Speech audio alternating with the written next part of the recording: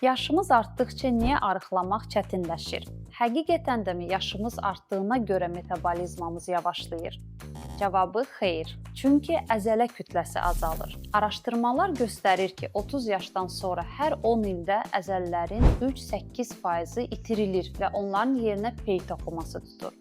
Əzələ azaldıqca bədən daha az enerji sərf edir və bu metabolizmin 10-15% yavaşlamasına və artıq çəkidə artıma səbəb olur. Əzələ etkisi əlavə fəsadlar yaradır, yorğunluq və gücün azalması, insulin müqavimətinin artması, qarın piylərinin çoxalması və nəticədə arıqlamaqda çətinlik. Bəs nə etməliyik? Protein qəbulunu artırmalıyıq. Əgər idmanla məşğul olmuruqsa, kilo başına 1 qram protein qəbul etməliyik. Yəni çəkimiz 60 kilodursa, gündəlik 60 qram protein qəbul edilməlidir. Əgər idmanla məşğul oluruqsa ki, bunu tövsiyə edirik, kilo başına 1,5 qram protein qəbul edilməlidir. Yəni çəkiniz 60 kilodursa, 90 qram protein qəbul edilməlidir.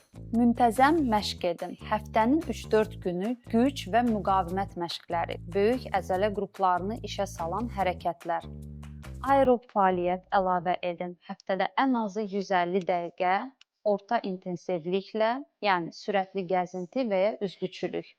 Yuxu və stress. Gündə ən azı 7-8 saat keyfiyyətli yuxu, stressin azalması metabolizmi aktiv saxlayır.